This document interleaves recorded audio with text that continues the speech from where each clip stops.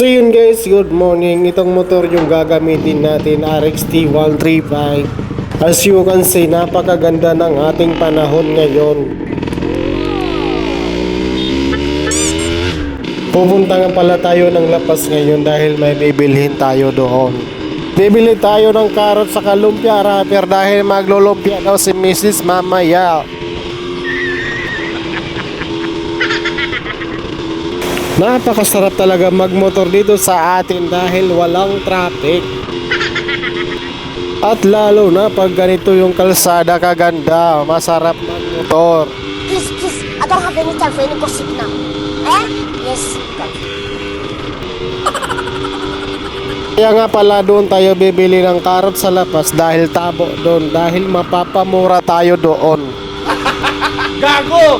What? Bro, what are you talking about, man?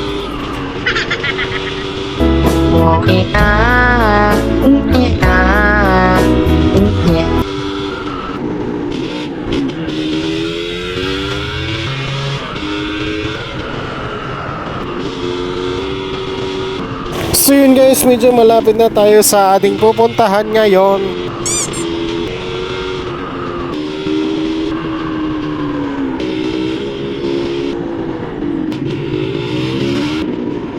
So yun guys, andito na tayo ngayon sa palengke.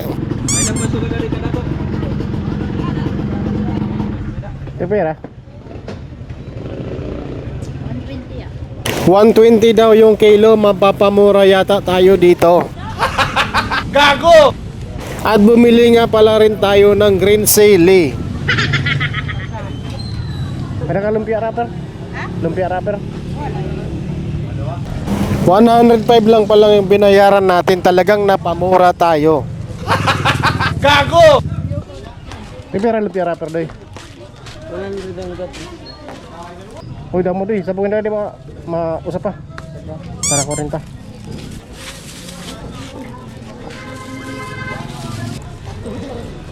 Ito pala guys yung vlogger ng Lapas. Ayan, humingi sa akin ng pera, binigyan ko ng 5 pesos.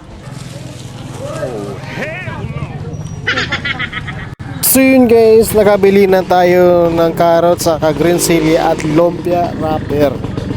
At uuwi muna tayo para ihatid ito ng ating mga binili at papasok pa tayo sa ating trabaho ngayon.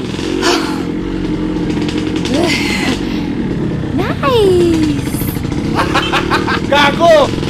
So yun guys, pauwi na tayo ngayon. At parang naiilang ako itong ating bitbit dito sa may handlebar. At mag-aalas 7 na at malilit na yata tayo sa ating trabaho ngayon.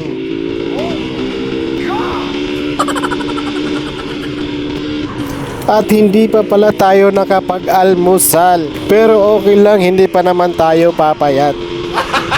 Gago!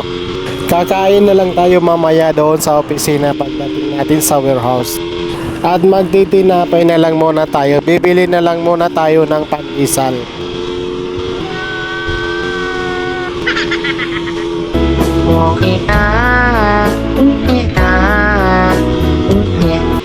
Nako po, malilit na tayo sa ating trabaho. At hindi tayo pwede malit sa ating trabaho dahil nag-aantay yung mga tao natin at ako magbubukas ng opisina.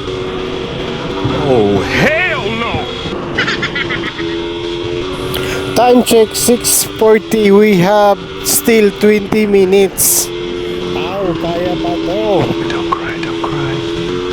Don't cry, it's gonna be okay. At mag-slow down muna tayo dahil crossing na dito. At medyo malapit na tayo sa bahay ngayon. So yun guys, nasa bahay na tayo at babalik naman tayo papunta sa ating trabaho ngayon.